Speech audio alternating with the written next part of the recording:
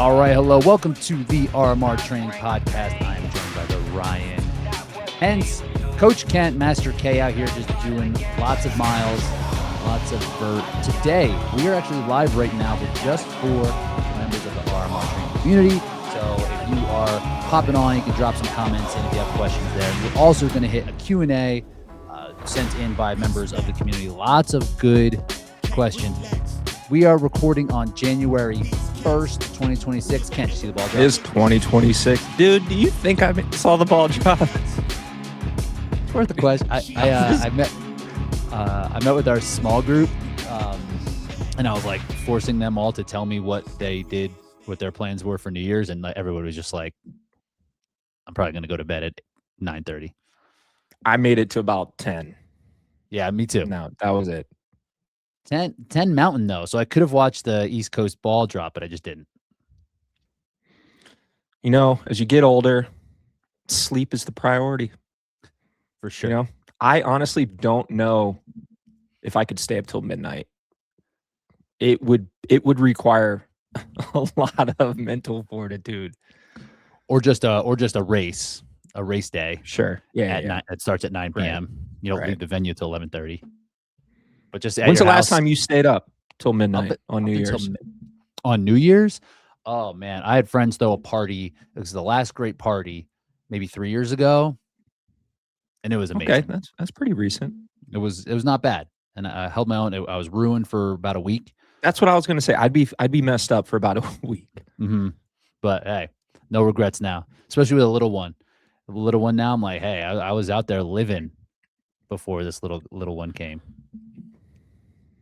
Is that your top highlight of 2025? Probably. I think I have to say that, right? That's yeah. I got to kind of. We both had kids. We both had kids in 2025. We did, which is pretty cool. How's baby G? She's growing, man. She's grown, although she's not growing fast enough. We had actually like a 9-month checkup. She's not quite 9 months yet, a couple days, but checkup yesterday, the day before, and she's definitely underweight right now. She's almost 9 months, and she still only weighs 15 pounds. Got to get on that she's bulking pretty plan, tiny. Man. Yeah. Yeah. But that is tiny. Yeah, we just had a doctor's appointment yesterday for Scotty, and she's 5 weeks and is 11 pounds. Dang, dude. She's grown. She's growing too, getting out of that newborn stuff. Well, it's like, man, Georgia still has jelly rolls and like fat like on her body. It's not like she looks malnourished or anything like that. But she just started eating like solid foods too. So I think that's going to be kind of how she bumps up her weight a little bit, not requiring just on mama's milk all the time. So. All right, let's get into some questions. We got a bunch of questions. We're going to kick back some questions on our own back and forth, but we had a bunch of cool questions came in. Our guy Frank is here joining us live. He had a couple good questions. So we'll start there. What are some core staples in your supplement stack and why? He said, besides creatine, because that is one thing. Ooh. Creatine is the most studied supplement in the world.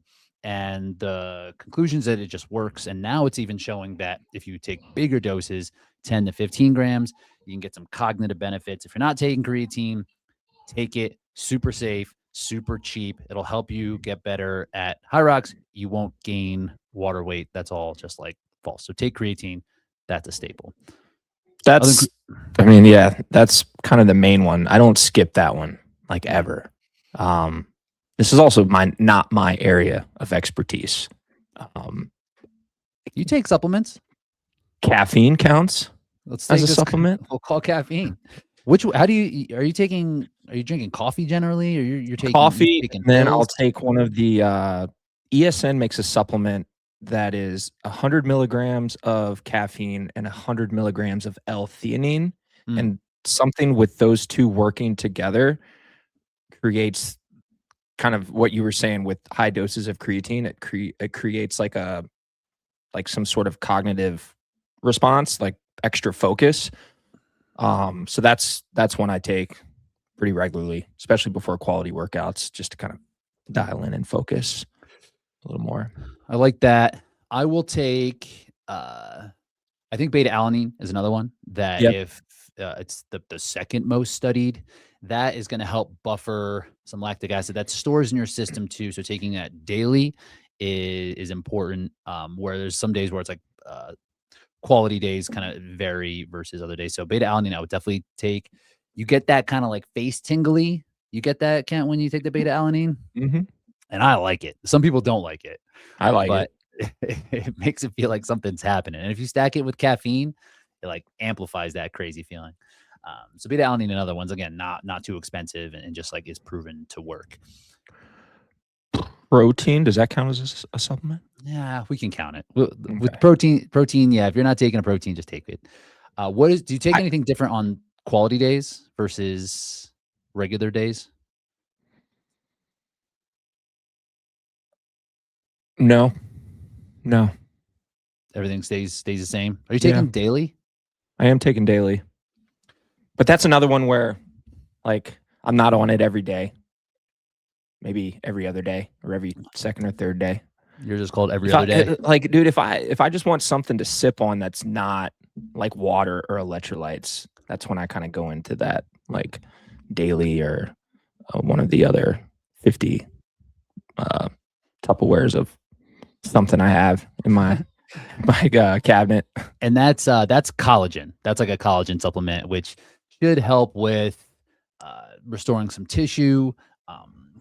And also other thing. It was initially sold as like a beauty product for hair and nails, but it can help with tendons and ligaments and a little bit of muscle tissue repair as well. So collagen is also not a bad one. I'm trying to think. I take a multivitamin, which I think is appropriate.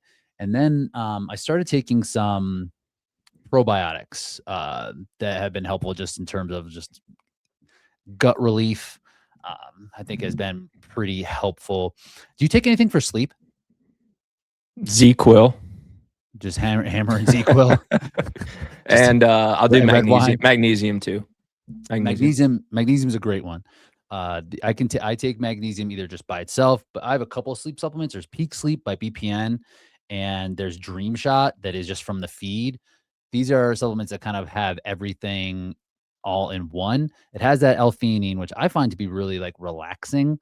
And that's something I look for in a sleep supplement: magnesium, L-theanine, and then if there's some sort of, I don't know, really like GABA could be something that helps with your gut. Anything that doesn't have melatonin. I like melatonin for like before races or travel, but to have that as a daily supplement, I don't think is a great idea. Also do zinc and like iron, and then like omega-3s. Again, this isn't daily. This is kind of just when I feel like I'm run down a little bit. I'll just pop back on that for a couple days, get myself right, and then it just kind of sits there until the next time I feel a little bit run down. I like that. That's a good one. Do you mess with contrast therapy at all? Sauna, ice baths? No, not too much. No thoughts on that? It's just a lot of extra time and effort, honestly, is what it comes down to. And I just don't have time. It's definitely time. There is a previous guest on the podcast, Jonah Rosner, who I just did an interview I know him a while back. Yeah, he just shared some results in a study that showed if you are spending time in a hot tub, they just did a hot tub study for heat exposure, that the results in terms of red blood cell count and VO2 max was equal to or even better than training at altitude. But the protocol that they had people on, it was 5 weeks, 5 days a week, 45 minutes at a time in a hot tub. So it's like an extra 4 hours of work. Yeah. Right. It's like, okay, sure. Yeah, I'll train all this way and then I'll just sit in a hot tub for 45 minutes. So how practical it is, not a ton. Not a ton. Yeah, I don't really have. I think a lot of that stuff is like, if you feel like it works and helps you out, great. But my opinion is it's probably not going to be the difference maker. Right. It's like way down the line, and if you have the availability to do all of these things, and you feel like that would give you more of a benefit than, I don't know, extra stretching or something like that. Or if you have all the time in the world like to do it. 30 minutes on a C2 bike.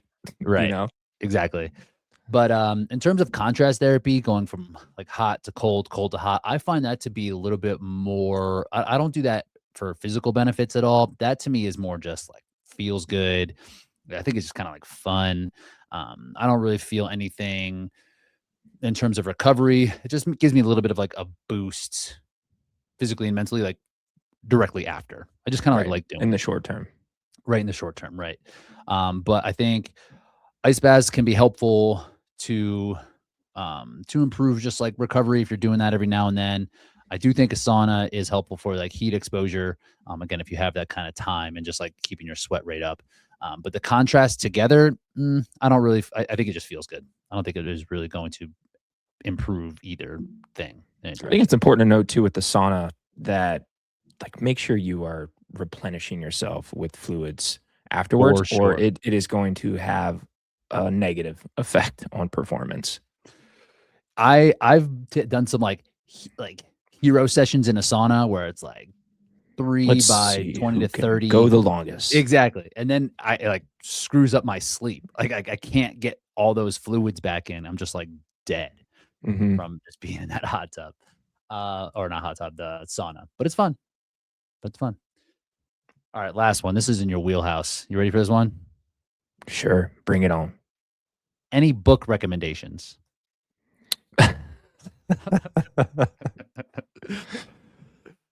What you reading to Basin these days, to Georgia? These would be baby books. That I actually need some recommendations for baby books. We have a bunch of those, man. Honestly, I don't remember the last book that I read, to be honest. It was probably like Jack Daniel's Running Formula or something like that. Just read that over and over. That's a good one. If you haven't read that. I need to be better about reading, honestly, because there are a ton of great books out there for inspiration and knowledge. But, we live in a technological world. Anything you can read in a book, you can probably find on YouTube. Documentaries, audios. Yep. Yeah. It's different learning styles, right? And you are a learn by doing type of person. Correct. Learn by doing. What's that, Matt? I did read that one, or I listened to the one book, the Matt Fitzgerald one. Something Win. What was it called? He has that How Bad Do You Want It, which is really good. Yeah. And then I think he has the second one too. Yeah, if you've not read How Bad Do You Want It, I believe it's called, by Matt Fitzgerald, it's so good, and it's like chapters broken up in around just like these ideas of mental training. So I think there's like 10 or 12 chapters all covering different ways to improve your mental game. And if like it doesn't all resonate, there's definitely at least one chapter in there that should resonate. But I think chapters 1, 2, and like I think somewhere like 8 and 10 are like so good that I do revisit that one like relatively often. Yeah, I used to do audiobooks a lot when I was working for UPS. But reading, man, I get too scatterbrained. Like I'll be reading a page and then my brain will leave what I'm reading and start thinking about something else. I'll get done with that page and be like, what the hell did I just read again? I don't know what I even read. And then I have to start over at the top. The next thing you know, it's taking me an hour to read like 10 pages. And I'm like, dude, this is fucking ridiculous right now. So because I get that way as well, I'll read some like novels before bed, and it basically just puts me to sleep. I just read a book called Project Hail Mary, which was awesome. Have you seen the movie The Martian? Yes. So it's the same dude who wrote The Martian. They're actually making a movie from Project Hail Mary. A guy Gosling's in there. Gosling, how big over under for HYROX, Ryan Gosling? 112. 112. That's a good line. And I think that 72. It's hard to go under that because that's a good time. But I think our guy, he'd put in the work. I'd give it to him. I'm taking the under. Put in the work. Take the under. 112 Gosling. Good line. He'll be in this Project Hail Mary. I'm also reading. I got this book sent to me, The Daily Dad. Nice. a guy Ben Siebert sent this here. This is just like every day there's something. It's just like a little quip of like stoic philosophy around parenting. So this is just like, it takes 1 second to read. Another book I have here is Everybody Writes, just some like tips on writing. So Look, again, short chapters. Look, if you want tips on writing, those are just training logs. These are just the ones that are right here. The last. Those are stacks of those. Dude, I got to get a new one. It's a new year. So it's every year you get a new one. Yep. Nice. That's where it's at. That's where I do my writing, my journaling. All right. Question from Lindsay. After HYROX race, how much downtime would you typically take before starting a new training block? And what does your training look like in that transition period? This is a great question. Mm-hmm. Well, it depends if that race was an A race or not, or if it was just like one I was training through. If it was one I was just training through, I could be back to training as soon as the next day. Mm-hmm. With intention, however, right? Having with a plan, like you're still like kind of following something. Right. Yeah. Right. But if this was a big build into an A race and I have quite a bit of time before my next race, I'm probably taking minimum 1 to 2 days completely off after that race.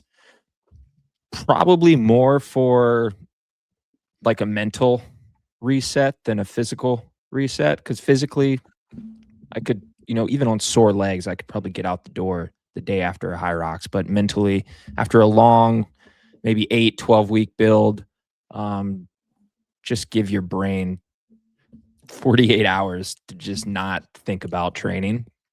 And then I'll probably spend the rest of that week training simply off of like what I feel like doing for that week. And, if I wake up and I'm like, you know what, I feel like going for a jog, I'll go for a jog. If I feel like getting on some machines, I'll get on some machines. I feel like going for a hike, I'll go for a hike. Mm-hmm. Or I'll strength train, like whatever it is, I just go off of feel. So kind of, no structure for at least like 7 days after an A race.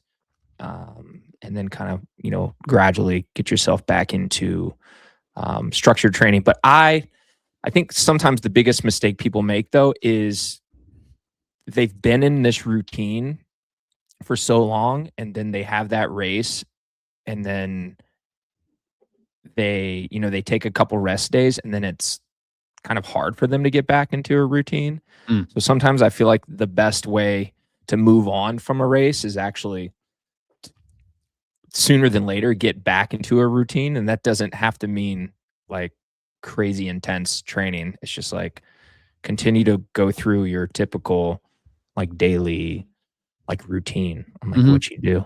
But yeah, and it could be different, right? Just like the time that you're spending training could be doing a hike, going to a class, or just something that you like still kind of filling that time with the training that you would typically do. I think that's a good idea. But I do like having those, you mentioned like a day or two off, just so, because it's important for people, not just for the recovery aspect, but so that they can understand that like days off are okay.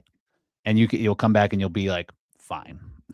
I think it's a mental hurdle a lot of times, especially for athletes who are training for something like HYROX is a very type A, and they want to just like keep going. But if you take 2 or 3 days off, you come back, you'll be fine. 100%. So it's good to experience that so that you can utilize those things. So yeah, mine's gonna look pretty similar. Yeah, after an A race, I'll have zero structure that first week. And second week, I might jump into something that's a little bit more structured, but the volume is low, and making sure that we're not jumping right back to where we left off, because that's how injuries would happen. I think that's kind of what happened to me after Hamburg. I just kind of jumped back into the volume where I was before my taper.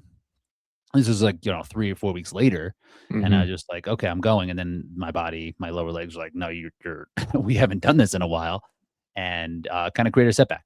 So building back up, I think that's the concept of a reverse taper, right? Is like building, like using your progression to build yourself back to where you were over the course of 2 or 3 weeks. is really important for that. So yeah, 2 weeks is when I'll give myself before I'm like, okay, now it's time to like build back into things. And it doesn't necessarily need to be super specific, but having some kind of structure after 2 weeks, it was kind of like doing whatever. Agreed. Did that. Okay. What's your biggest win of 2026? 2025. 2026 2026, dude. I did 13 miles this morning. Let's go. Did a podcast, had good coffee. It's been a good year. Man.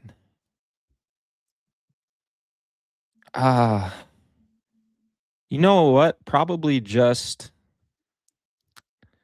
continuing to put myself out there. Like, I don't have like one specific moment in mind. It's just, yeah, like the last year, 2 years has been, as an athlete, the most humbling time of my life. And I've talked about this a lot. You know, I'm sure some people out there are tired of hearing it now, but you know, I'm an athlete who is used to either winning or being very close to winning, and you know, on the podium and fighting for championships. And after a bunch of DNFs, I figured I legitimately thought that I was potentially done and like it was time to move on. But through talking with myself, friends, family, the community, you know, that's just not how I was going to go out. And again, it's taken a lot longer than I would like, but you know, I swallowed my pride and, you know, took my fair share of humble pie in this whole experience. And I'm proud of, you know, where I got myself to in 2025. And I'm excited to build on that in 2026. So not like one specific thing, just kind of everything as a whole. The persistence, right? Because you're right. It was like it could go on either way. It could be like, hey, maybe I'm done. Maybe I'm out of here. But you stayed in the fight. Keep putting your hand to the fire, and you're still here. So I think that's huge. Appreciate it. What about you? Biggest win? Yeah, we can put we both had kids. That is obviously the biggest win. Right. I mean, the Birds won the Super Bowl, man. Did you remember that? Yeah. I don't recall. That was pretty cool. Yeah, I mean, I think it has to be HYROX related. Oh, okay. Yeah, just like continuing to improve and getting better at this age. I'm not in your age category currently, but you know, baby, we're up there. So just like continue to get better, is still enjoying the process of the whole thing. Still, if there's like one, it has been like being able to shift the way that I feel comfortable racing, where everything was just about like conserve, survive, and then like try to manage like the back and like make moves. Like I feel more confident in myself as a total HYROX athlete now, to kind of like bang with the dudes that go hard early, maybe not as hard, but like having the confidence in myself to be able to withstand this race has to be a big win. And doubles race against you and Rylan, that was a big win. That was a good race. Yeah, that was a good fun race. Yeah, That record's still holding up. People coming at it. I don't know if that record's going to get broken at this year. I don't know if these major courses are good for doubles because of all the turns. I don't know. Maybe Phoenix. Who knows? But we got it. All right. On to Antonio had a good one. Speaking of doubles, compared to a solo race, how much more / less intense is a doubles race? Given that you might be able to run a little bit faster or you kind of split in station work. So I guess like, let's use how much more or less intense. We can use this on a scale of like 1 to 10, I suppose. What would you say? Because you've had good experience now. Because done a couple back-to-backs in of course a weekend. And you've dabbled both directions. So I guess, yeah, like if you had to say how much more intense is a doubles race or less intense? That's a tough question to answer because at times it feels more intense, but you also know you have a break coming. Mm-hmm. And when you get those breaks, it feels less intense than a solo race, because in a solo race you don't get those breaks. I don't know. What are your thoughts? That was kind of where my brain went, like the intensity, like how it feels in terms of like how hard you're pushing the sled, how hard you're doing the ski, how fast you're running. The intensity is higher. Like, right, say if you start a solo race, the intensity is like 7 out of 10. At a doubles, it's probably 9 right away, and like everything is like ramped up, like and like but then it'll come down to like a 5 or a 4. Right. It's less scary. It's more intense, but it's like less scary than a solo, because a solo, it's like it's building. You can get to this point where it's like gone. You can kind of go real hard and it comes back.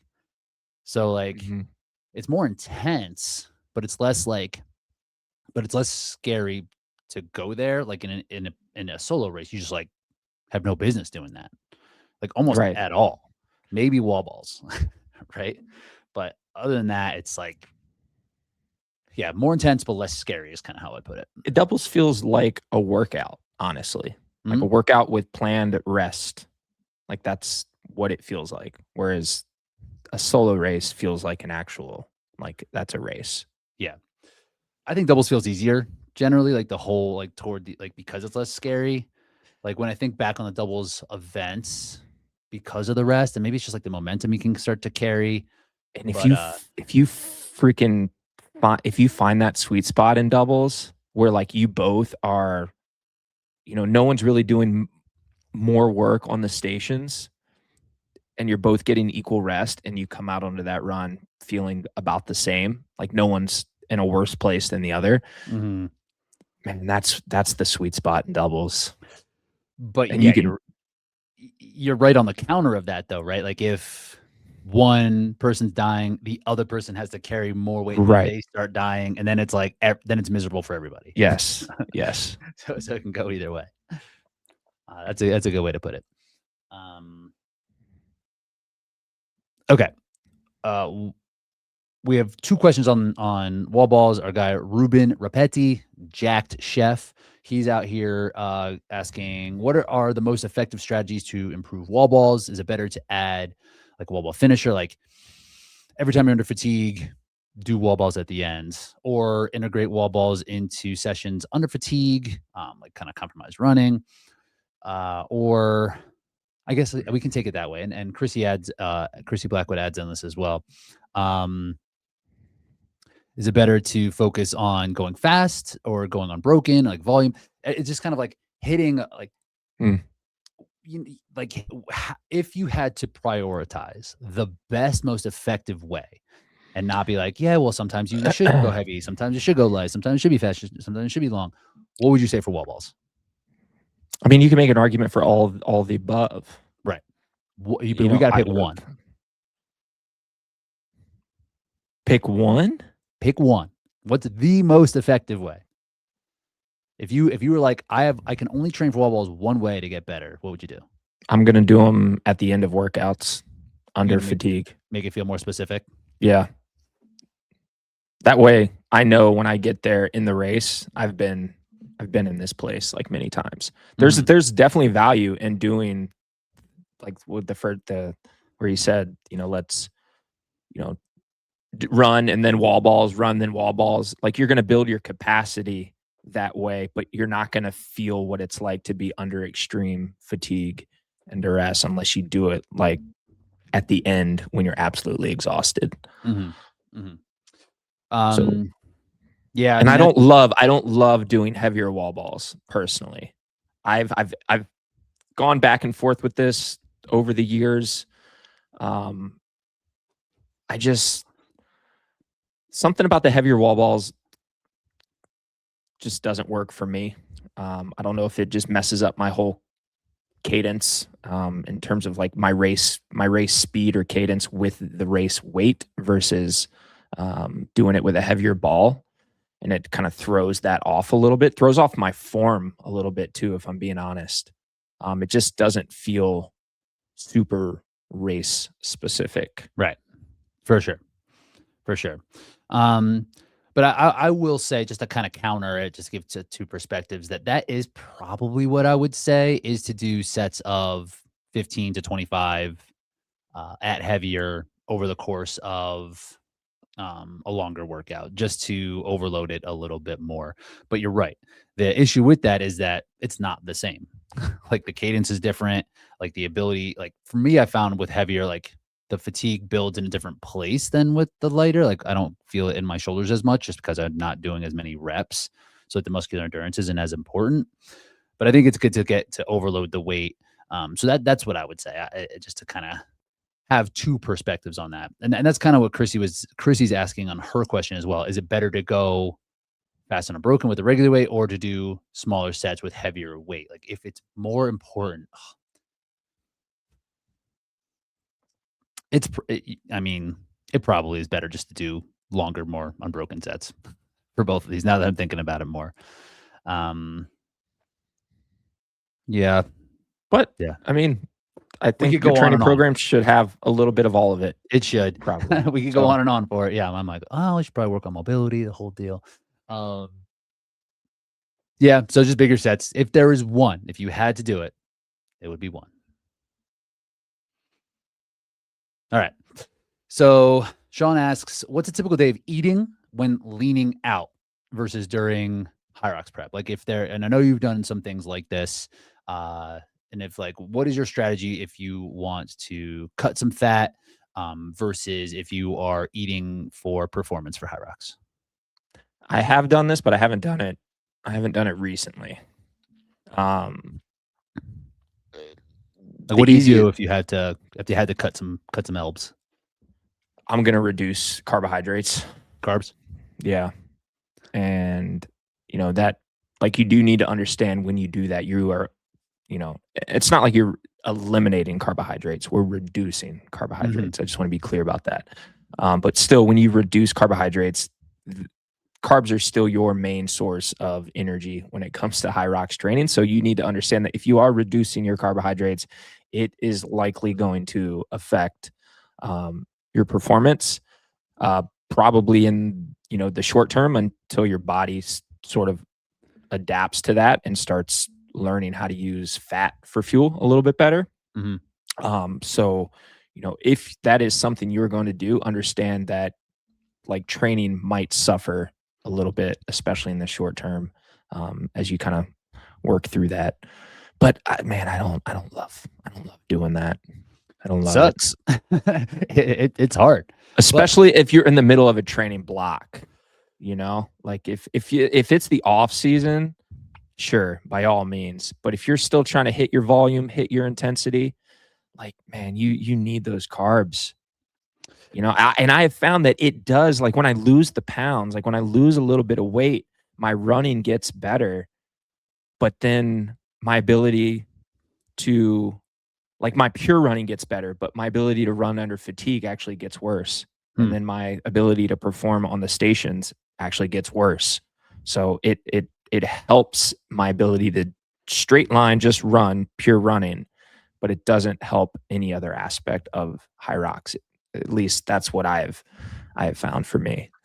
And that's from perspective of someone like you who's lean, right? Like even when before you're cutting, like it's not like you're over, right? So like you're right on that balance point. And I say a lot of like athletes, I would be in the same boat, right? If I'm cutting weight, like I'm like, I gotta be really, really cautious. But there's definitely a line where it's like, if you are carrying excess body fat, just reducing that would probably improve your performance, just because you are reducing the amount of non-usable tissue on your body. So even in the stations, like, yeah, like maybe you have less weight to get into the sled, but you're also having less weight to carry and to just like consume. Right. Right. Like, so there is definitely a balance point of that, right? So if like you're already lean, then you got to be really, really cautious. But if like you have somebody fat that you're like, you know what, I've just like been putting this off. I want to go into this. I want to kind of see what happens when I drop a couple pounds. Then I want to echo some of the things you said, like doing it away from a race. I think 8 weeks out from a race is probably where I would stop a cut, because it can really start to hurt your performance. So really planning yourself out like well in advance and doing maybe 8 to 12 weeks before that 8-week mark leading into the race.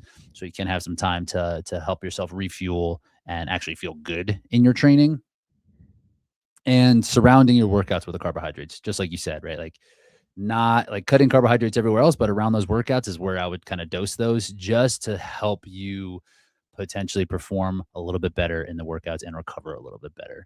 And then carbohydrates are going to be less throughout the day. Protein's the same. Fat you can reduce, but you got to be careful with that as well, because that can, for me, that ends up hurting like my sleep and my mood and just everything in general. So carbohydrates probably the move first. And carbohydrates, fats probably split that way. Protein needs to stay the same. And then adding just more in during HYROX prep. More carbs for breakfast, more carbs for dinner, things like that. I love carbs. Eat them carbs, baby. So this one's from Sean Lester Addis. Training tips for a heavier athlete who have a hard time doing high volume of running. We could say this for heavier athletes for sure, just because the pounding is like a lot, right? If you're out there just like hammering, or if we can even put someone into who is new at running into this bucket as well, just because high volume running is taxing. And if say, and with the caveat that there's around 60 minutes a day to train.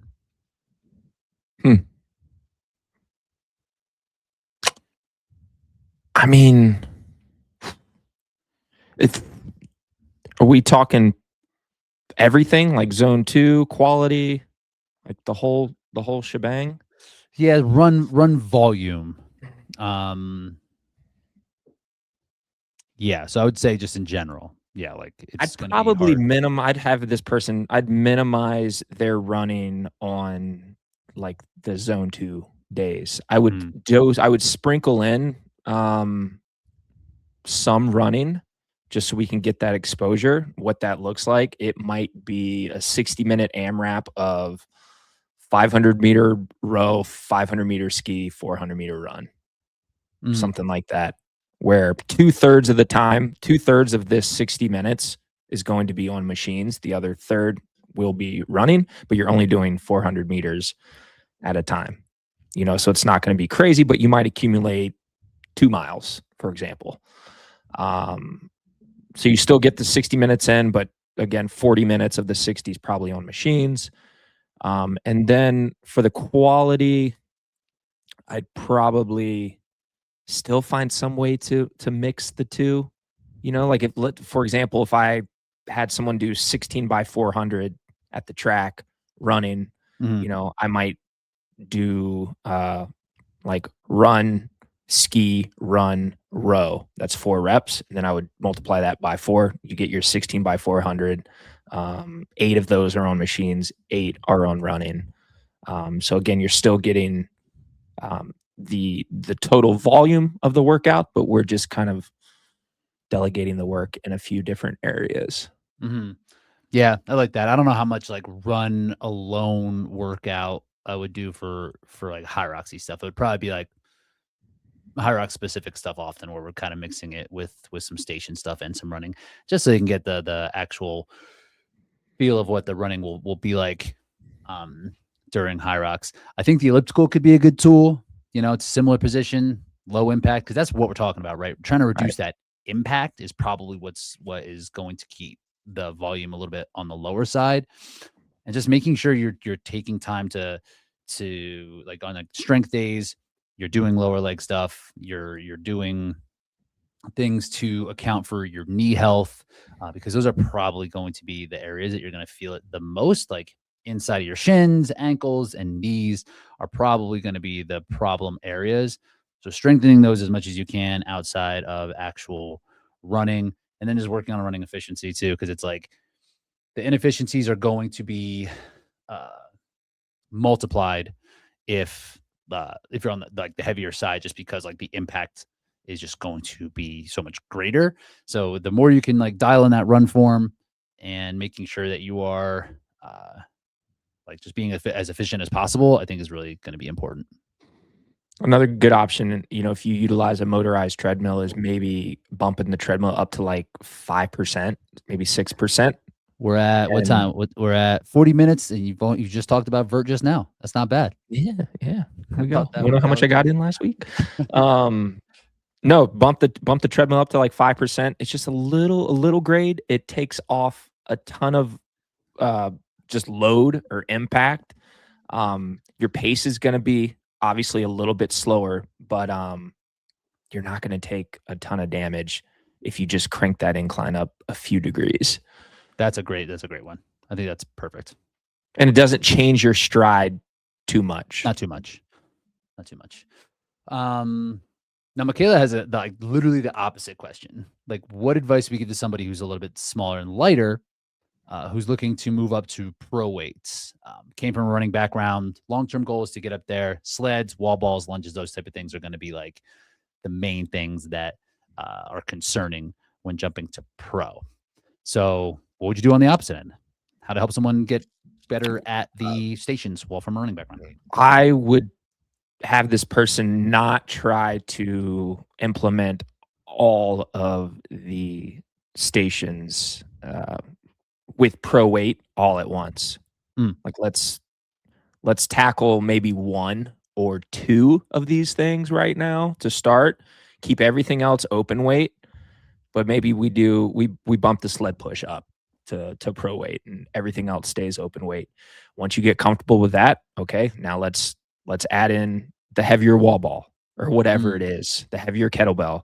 But I think a big mistake a lot of people make is, they're like, I've been doing open, I'm going to go do pro. And then all of a sudden, like they go from doing all open weights in training to all pro weights in training and just gets crushed. Just crushes them, dude. Yeah. Both physically and mentally. And it can be very overwhelming. So just having a little bit of patience and taking it in smaller doses would be my recommendation. That's a great one. Cause you don't want all of your workouts to suffer because you're like, I'm doing pro. So giving yourself a little bit of that progressive overload in actual stations is a smart way to do it, and progressing it out so you can still have good, effective workouts for your fitness while getting stronger. Coming from a running specific background, mobility is generally an issue. Right. I would make sure you're taking time, because that's what's going to be probably a limiter with wall balls, lunges, things like that. Ankle mobility, knee health, things like that. So it's not that much different than the advice you just gave. I like to, and I think doing things at something I've been playing with recently is doing things at strength training at tempo. So going really slow. So you are overload. So you're loaded through the entire range of motion on the way down. Is a really great way to kind of strengthen your tendons and ligaments, and just to be comfortable in all of the positions, right? And I think that's something that can happen with lunges or wall balls. We're just like rushing through it because it's for time, that we are just like missing out on a lot of the strength. And when you do tempo, you don't go super heavy, right? So it's not like, we're doing heavy back squats. And like, if you're coming from a background that's not strength, that could be not as effective, because your form might not be great, or the load that you're really carrying is not going to be moving the needle as much. So working through tempo, I think, is a really cool way to do, like 4 seconds down, no pause at the bottom, come to the top pretty much as fast as you can, no pause at the top, and just go really slow on the way down. You can do tempo on the way up too, but that's really going to limit the load. So I would work with some tempo stuff just to make sure you are strong in all of the areas, and just go heavy on those sleds on like days that are not HYROX days. I would just like do sled intervals, 3 by 25 meters, just heavy. Cause you can move a sled heavier than you think you can. Sure. So I would just kind of get comfortable with that. And from my perspective, just use all the stuff, gloves, get the best grip on your shoes, Just make sure your form is really dialed in on that stuff too, because you're not going to have an advantage of just being able to like lean into it or move yourself backwards. So your form needs to be better and more dialed in than everybody else's. Cover that one? I think we did. All right. Couple good ones here I want to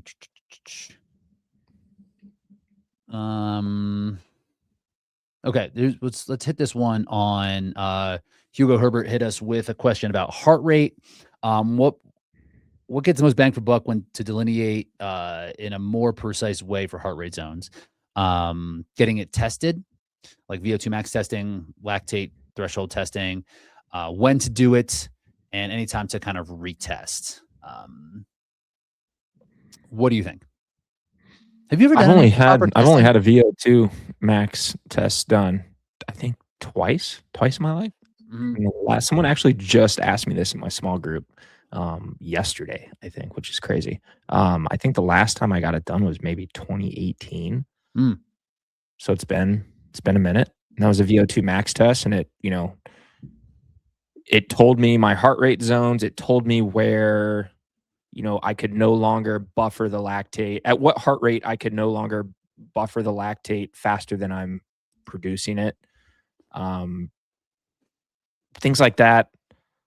What's the difference between that and a lactate test? So lactate, you would actually prick your finger to get your blood. Gotcha. Which is probably going to give you a little bit more accurate. Like VO2 max, you can get some heart rate zones based off of your VO2 max percentage wise, because you should have your heart rate as it goes up. Your actual VO2 max doesn't really matter that much, but the tests, like, they get your heart rate as you're ramping up, so they can kind of like be like, all right, so this should be 80% of your VO2 max. Or blood lactate is basically just the same way of doing it, only with through your marker of lactate. It's a little bit more accurate, in my opinion. I've never done that. Have you done that? I have. I've done that two times. Yes, twice. Kind of sucks because like you get like you're drawing blood and like you do have to go really hard. All these tests suck.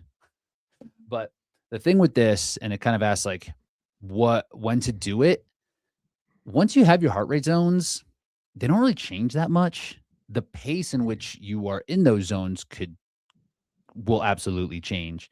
But like generally, like your max heart rate is going to be your max heart rate. And like it might get a little bit lower as you get older, but that can be predictable. But this isn't really a test that you need to redo in terms of finding your zones. So I think once you do it once, like you're pretty good. But if you're looking for a test that you want to do progress, it could be something like max distance run at your zone 4 or zone 3 or something like that, so you can see an actual metric come out of the other side. But your heart rate doesn't change very often, so I don't think you really even need to do it that much. And if you need to dial it in, maybe once a year, but your information might not change like at all. I like that test though. How long can you hold your threshold pace, for example? That's gnarly. Yeah, I haven't done something like that. Because I'm worried it would just be like super. I would need like a group of people with me. It would be like a race, like doing like a 10-mile road race or something like that. Yeah, that'd be crazy. That is, so I think we covered that. And there's another question about running road races. I think it's Alex here. Alex is like, he imagined like sprinkling in road races over the course of the season. Some athletes do that. He said he signed up for first marathon holler at the end of next year, but is building endurance through HYROX and things like that. He's doing like 12-week, whatever. He's doing a bunch of HYROX stuff, has marathon next year. Any recommendations for marathon programs or just must-do approach when a marathon training block or longer distance races? And he said, how can road races and non-specific HYROX endurance training support hybrid racing? I done forgot all the questions. I wasn't sure if I hang on. Let me pull this. I got it. I can pull it up too and read this thing. Basically, like if you were doing a marathon block, if you were preparing for a marathon while training for HYROX, what is the must-do thing that you would have yourself do or athletes that you're coaching do to keep them prepared for both? I mean, honestly, I think HYROX training suits marathon training really well in terms of building durability. I think right now my body is way more durable to handle 26 miles on the road than it was when I did 26 miles on the road back in 2009 when I did my marathon. I think I could get through a marathon without, honestly, my body breaking down on me just from all of the sleds, sled pushes and lunges and wall balls and all that kind of stuff. And but the one piece I think if you trained HYROX and you got in a weekly long run, I think you're probably going to be pretty good. Don't skip the long run though. Like you've got to build up, to 20 miles, 22 miles. Like you've got to get comfortable with being on your feet for that long. But you're still going to get the appropriate heart rate responses that you need for marathon training through HYROX training. I completely agree. Like your fitness, your overall aerobic capacity will get better and your strength will get better. Ideally, your efficiency will get better. But yeah, you got to be out there doing some miles, like a long run for sure. And maybe like a secondary long run during the week so that you are getting like a 15 and then maybe like a 10 or something like that fairly consistently. So that and I guess when would you then, like how long of a marathon block then would you kind of put someone on where they need to extend these longer runs? Like how much time do you think they would need coming off of, say, that like a HYROX, like they're training HYROX all year and then they're like, okay, now I have to get this marathon. I've been maintaining my long runs. I'm at like 15. I have like an 8 to 10. When would you then stretch them further distance wise? How many weeks out from the marathon?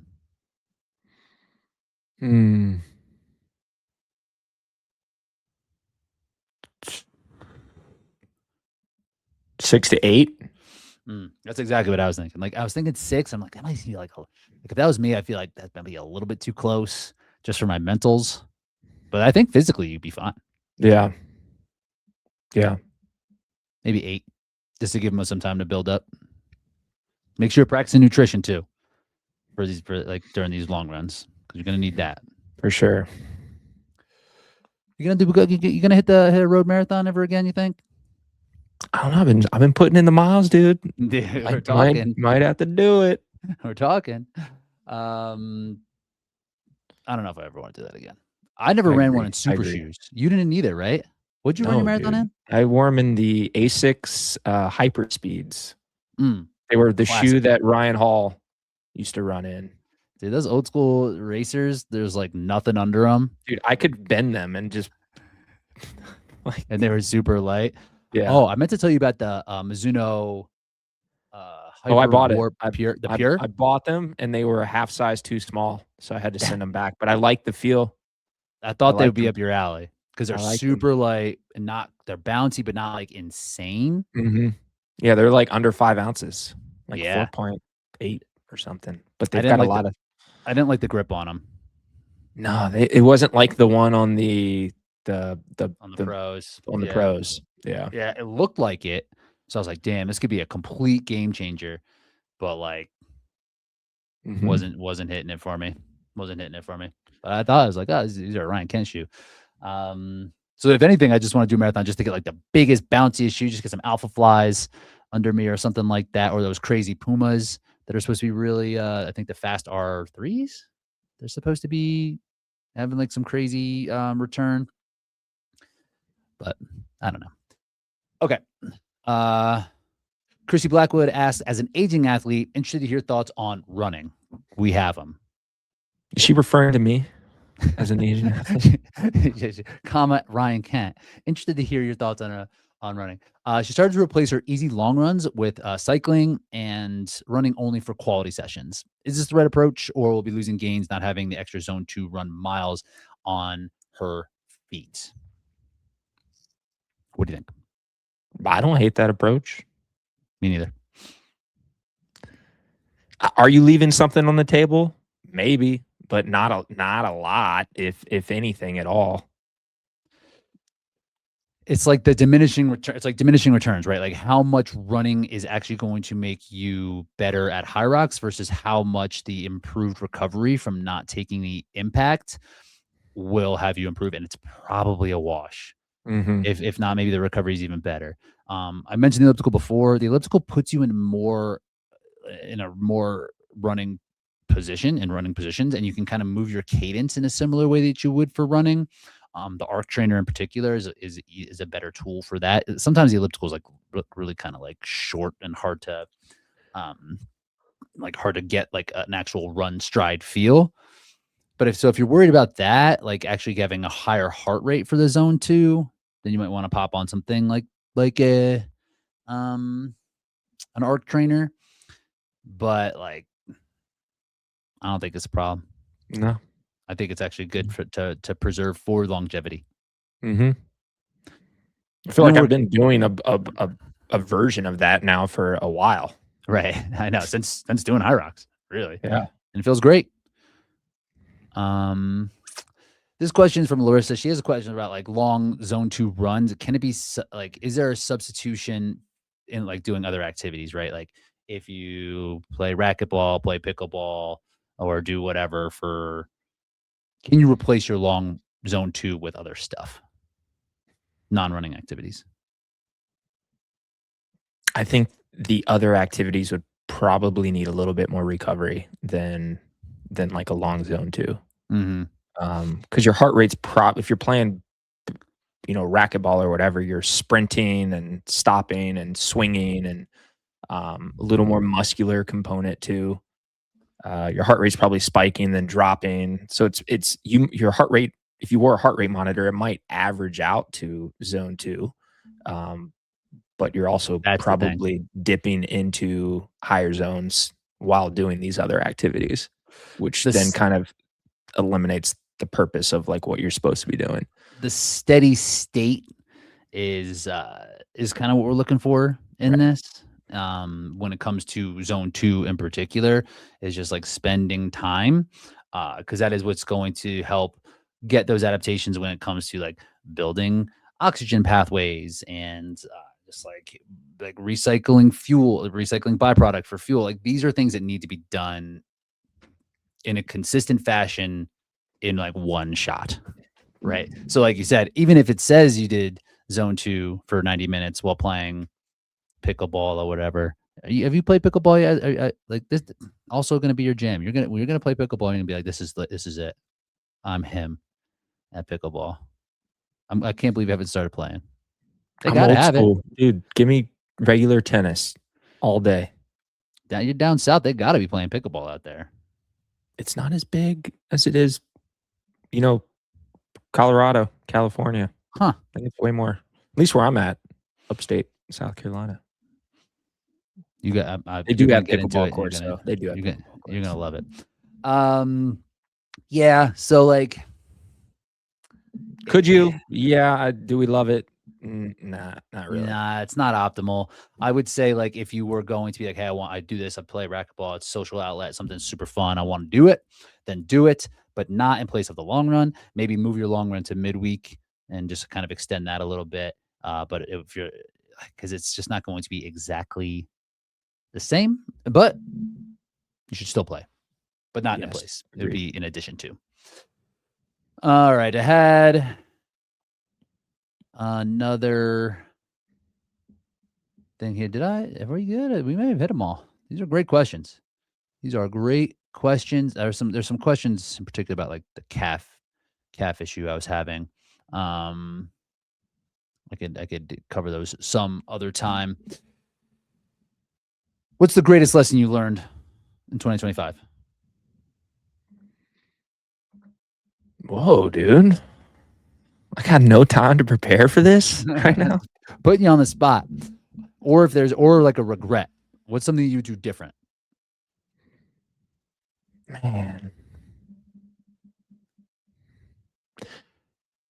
I mean, I think it just, and I battle this one all the time. I think it's just being more present. and just my life, man. Like I mean, we all are. We're all busy. We got a lot of things going on. And um, for me, I work at home, even like training, all the coaching. Like I'm at home most of the day. I enjoy that. I am a homebody. Uh, and especially around the holidays right now, the kids are home, like wife is home all the time. And it's easy to kind of like you're trying to blend the two together. You're trying to blend like family life and work at the same time. And in reality, you're not really there for either one of those things. But just as a whole, man, I think just continuing to get better at separating the two, establishing like boundaries with that. And then, yeah, like when it's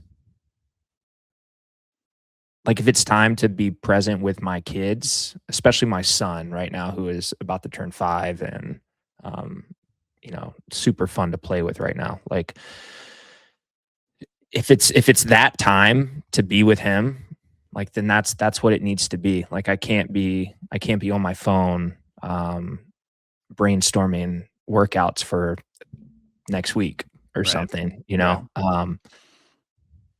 so that would be that's just something I'm always working on. It's just like being more present in my day-to-day life with, when I'm working on one thing, like focusing on that one thing.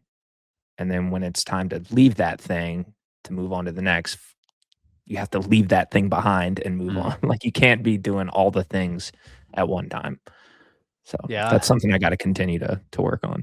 I feel that deeply now because now the time is definitely compressed, right? Like the things, like the time I've had to sit, to brainstorm, to do all these things, like it's shrunken down so much and it's inconsistent that I feel you on like trying to do this when I have a second, do this when I have a second, and just like kind of being scatterbrained and not being like in where I want to be. So I will take that lesson from you for 2026.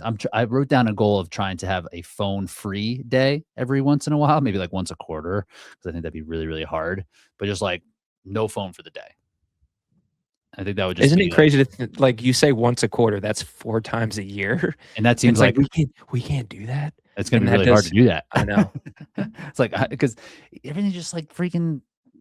I don't know. Yeah, but that. So I notice it, dude. When I'm on, and obviously we need to be on our phone for work, but I notice a crazy difference in, just like my daily mental health if I'm like on my phone more than I should be on my phone versus like, oh, today was like a healthy dose of being on my phone. I feel my brain feels like it's in a good spot. Just not mush. Yeah, I was doing something. I was just like doing chores around the house, right? And I didn't want to like be listening to a podcast or just like be like, and I think it was a Sunday too. Sundays are tough because, football, fantasy football is happening. Tough blow. I thought you had it, dude. I can't believe it. I really can't believe it. Who would have thought Brock Purdy was going to drop a 40 burger? He got you, man. Yeah. Kent was in our league with a bunch of other hybrid folks in the championship, but Bracken Crocker came through, delivered the death blow, took the W. And in our league, it's just winner take all, I think. I don't know. I'm the commissioner, but I'm a bad commissioner, so I don't really know what the rules are or anything like that. But yeah, it was a Sunday, and I was trying to just not be sucked to my phone while doing chores. And it was like, it felt like I was trying to break an addiction, like straight up. Like I felt like I just needed to have like this look at my phone, and I just needed to like pull myself back. And it was happening a lot. But when I got through that, like I felt like the other side, it's because it's not like physically addicting how something like nicotine or alcohol can be, right? Where it's like you actually feel worse like in your body. So, but like, and when I got through it, I was like, oh, nice. Like I kind of broke this habit even in just like this one time, and it felt like impactful, but it was really, really hard during it. And I couldn't believe it. So dude, I've stopped listening to podcasts and music when I go obviously if I'm in the garage doing a session, I'll throw on, the JBL speakers and, I'll listen to music. But like if I'm going out for a long zone 2 run now, I just leave my phone in the car. Yeah. And at least I can just count on 90 minutes of just disconnect and being in my own thoughts and like just giving my brain just time to like relax. And because even sometimes listening to a podcast, it's forcing your brain to think, and it's listening and then it's processing, and then it might spark an idea. And I don't know, like today I ran 13 miles, left my phone in the car the whole time, and it was nice. It was like listening to the leaves in the woods, like as I'm running. I'm like, oh my God, this is nice. I can hear, like, listening to the sound of my feet hitting the pavement. Just I don't know, man. I'm with you It's on that nice, for zone 2 running. I've never been a music person for zone 2. Podcast, audiobooks sometimes, but haven't been for a long, long time. And same thing, because it can be a bit of a crutch, right? You don't need to have that stuff, and it can feel like addicting. Oh, I need my headphones. Oh, my headphones are dead or whatever. You don't really need this stuff, and it really does help you get dialed in with how you're actually feeling. Yes, which is very helpful. That's a good one. I'm gonna try to take that one from you. Biggest lesson I learned this year, or what I wish I would have done differently. I think about Worlds, and I'm like really happy. And I'll just put this for HYROX. I'm really happy that I did go real hard in the beginning, but I wish I had more of a chance to kind of practice that than try to roll it out on the big stage. But that's kind of what like Worlds is almost like that, because it's just like, hey, this is the championship, that this is where to put it out there. But I wish I had a little bit more of a measured approach than going out and dying, But we just don't have that many opportunities. We don't got those ops. And at that point, man, it's like what am I going to do here? I'm going to finish, if I do it the way that I always do it, we've talked about this, do it the way you always do it, and you finish 6th. Right. Exactly. And that's cool, right. But like at some point, dude, you got to roll the dice and you got to freaking go for it. Got to get it. Gotta So, get it. All right, Word. We appreciate you all submitting questions, being our RMR community. It's been a great year over there. We will see you in Phoenix. It's coming up. Bro, it's like 4 weeks. Seriously, it's like right here. My guy Ryan Kent's gonna be in the coach box for me on Thursday. So if you're gonna be in town on Thursday, come check out the race. Fridays as well. Kent, you're racing Saturday with I'm signed up for solo pro, but I'm probably going to be doing doubles with Colin again. Nice, because it's on the same day, which is stupid. Yeah, that sucks. Word. Appreciate we'll you all. There, dude. We'll be there. If you're going to be in Phoenix, come holler at us. We're out there. All right, we'll talk to you.